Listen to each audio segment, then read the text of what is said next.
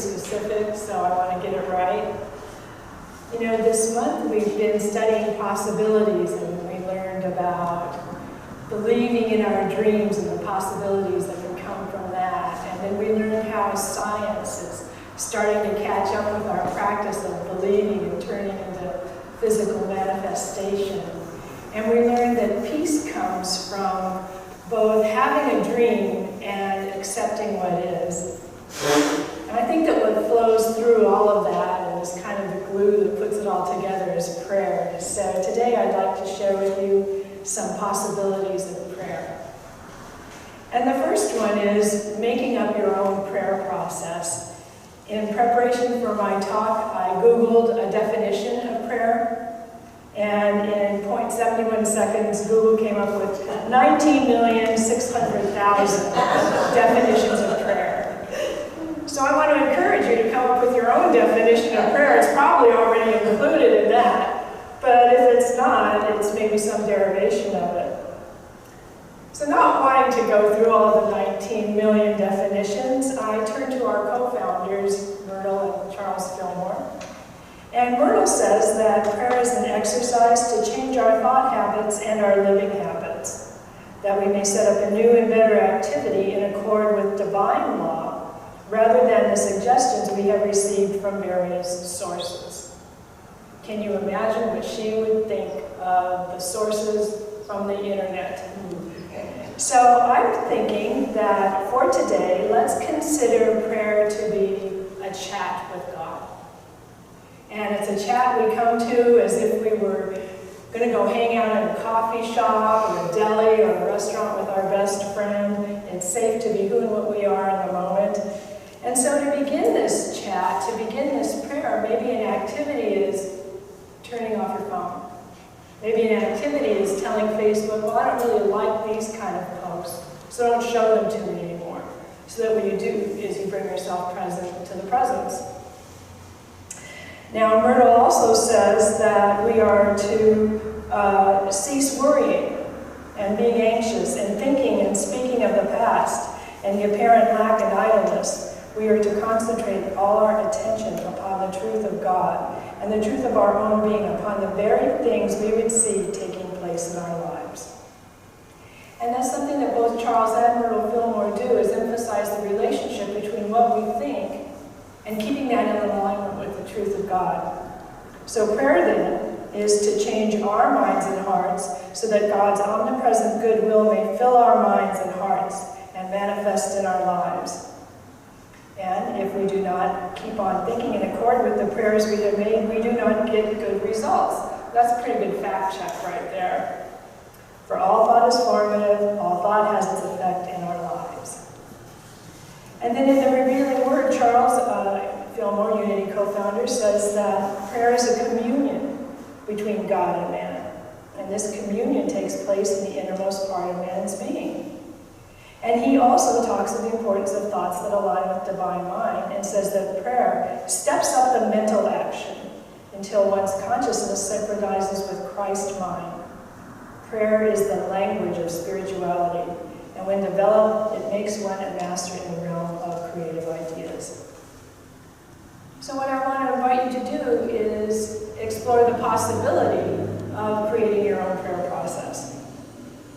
And first, think of any place that you may be as an opportunity to have a chat with God. From personal experience, this very morning, your car can be a place to have a conversation with God. When you're stuck in traffic and you want to get to church early enough to be calm and poised to be speaker. Another place that you can have a chat with God, which is part of the beauty of the God relationship, is in the bathroom. All by yourself. A lot of times that's the only place we get a break from giving our attention other places, from listening to other people. Meister Eckhart, New Thought teacher and originator, says that if the only prayer you ever say is thank you, God, then that's enough. And maybe that's what your prayer practice is going to be. For me, a prayer that I go to no matter what is really taking me away from my presence, especially when there's a lot of chaos going on in the world and a lot of media that's wanting my attention to be there. I'll automatically turn to the if my heart is really breaking and I can't quite remember all the words to the prayer for protection, I can always remember wherever this is, God is, and all is well. So I want to invite you to have a prayer that may be your go-to comfort. And the last thing in bringing up in creating your own prayer process that I want to suggest is have a little prayer. That's how you begin and end your day, that you've created just for you and God to have as your conversation with each other. For me, and I've been doing this for maybe about 10 years now, it is, thank you for this day, God. Thank you for my life. Thank you for every day of my life to come. And I say that every morning when I get up and every night before I go to bed. And it makes me feel like I'm in connection with the presence. So maybe have a little just 3-line prayer that's your way of beginning and ending your day. Now another possibility for a prayer process is to adapt a structured form of prayer process. And one of the things that I've always loved about Unity is their prayer process. And one of the things I most love about it is the very first step of the Unity prayer process, which sounds very formidable, is relaxation. It invites you to breathe deeply and focus within, become willing to know a truth that frees you from all concerns. One of the things that's so beautiful about that is that it's telling you that you don't have to rely on someone else to give you the connection to the presence that's going to in some way change something outside to be what you think it should be. Rather than to just relax and allow your breath to take you to the place where you're free from all concerns. The second step is concentration. And what they mean by this isn't to necessarily cross our eyes trying to see or believe something so hard, but rather to recognize that the power of God as life, love, wisdom, and everlasting good is a presence that's within you. And the how-to for doing this that Unity Worldwide suggests is to center your thoughts on the ever-present energy of God in your life. And you might want to inhale, God is, and then exhale, I am. So inhale, God is, exhale, I am. Now the third step of this formal prayer process is meditation. And what they mean by this is a silent reflection. To see that the power of God is the same power within you and your divine potential. So as Karen sang in the song, in the silence, experience the power of your own divinity, knowing you share all the attributes of God, such as love, strength, wisdom, beauty. Now the fourth step is realization. And this is to know that you have the power to be, to do, to have, and to allow the good that you desire. One of my favorite Charles Fillmore quotes comes from the book Teach Us to Pray. And this is a book that was written by he and Cora Fillmore. Charles Fillmore says, "We have been so persistently taught that prayer consists in asking God for some human need that we have lost sight of our spiritual identity and have become a race of praying beggars."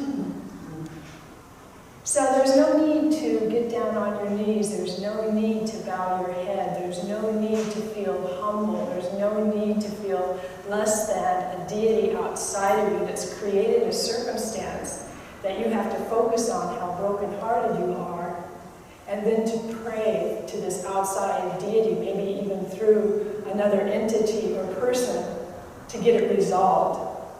What Unity and what the Fillmores want us to do is to know that we have the power to be, to do, and to have, and to allow the good we desire.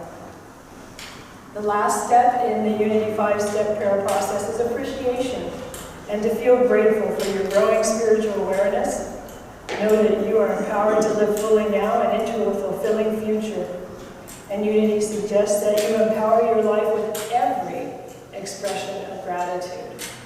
So that can go beyond words, that can go into gestures, that can go into presence, that can go into taking yourself out for a treat. I've printed a handout of the Unity 5-step prayer process. So if you're interested in taking this home with you, it's right on the table in the back. Now, the third possibility for prayer practice and prayer beliefs, and for kind of upping your conversations with God, is to explore the possibility of living answered prayer. First of all, is to see yourself as an answered prayer from God.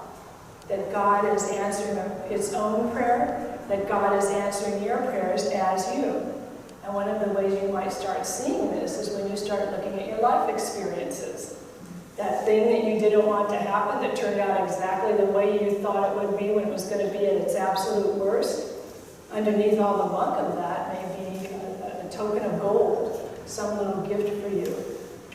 Start noticing that as you are more and more chatting with God and saying, I need you to open up some traffic here. Oh, I'm so stressed because I have this appointment. Maybe a little pocket in the lane next to you opens up and you can get into that and go down a side street or something opens up. Start noticing how living your life as you actually is an answered prayer. Now also, answered prayer from God can come to us through our body wisdom. That ache, that pain in that place that's been going on for so long, if we give it some loving attention, it may have a memory to share with us. And that memory may bring up a type of trauma or a type of a situation that wants to get some healing. And maybe we'll be guided to have someone who can help us go through this with God as our guide. And all of a sudden there's no pain. Or it may be something in our gut that's gnawing at us and telling us, I really want to do this. And gives us the strength to say no. So listen to your body, listen to what it may be trying to tell you, what sort of gifts may be buried underneath the skin that we carry along.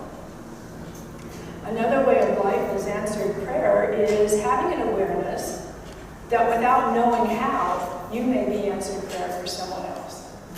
You being there with the smile, you being there with the napkin, you being there, simply sitting there, even when they're crying and not walking away and going, there's something weird's going on here. You may be the one who makes a difference in being answered prayer for this person. So ways to up your chats with God to the next level and to increase your awareness of the possibilities of prayer is to maybe take the handout on the 5 steps of the unity prayer process and try it. Try it during the week. See what it does to your own prayer practices. Try praying with a prayer partner. See how the language that they use is something maybe you want to start including in how you do your prayers. See what difference it makes in whatever situation you go to them to talk about. And then I would really like to, if you haven't at all ever, call silent unity. Just call them with anything that's on your mind and listen to the beauty of the words they use in their prayers.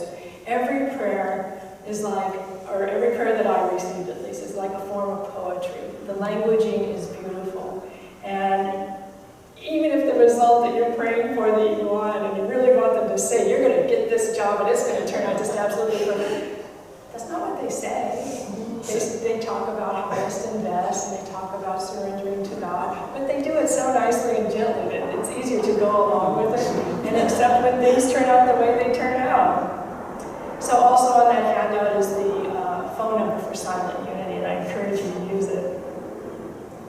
Now another way to up your awareness of prayer would be to come to the class that we're going to be having after service today on Myrtle Fillmore's healing letters. All of her healing was done through prayer work, affirmative prayer process. And we'll be learning a lot of the languaging she used on a lot of different specific areas of life. You can imagine the kind of prayer requests that come into Silent Unity. They're on everything. So we'll be exploring prayer and different prayers for different aspects or concerns in our lives. And then last, stay involved in your spiritual community.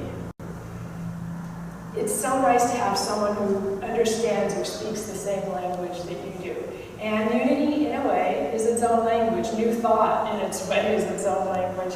So feel free to keep joining us here in person, or thanks to our live streamers who come via Facebook, or check out our website and the videos there. It's a way to keep your consciousness focused on this divine truth, this consciousness of Christ that we know lives within us.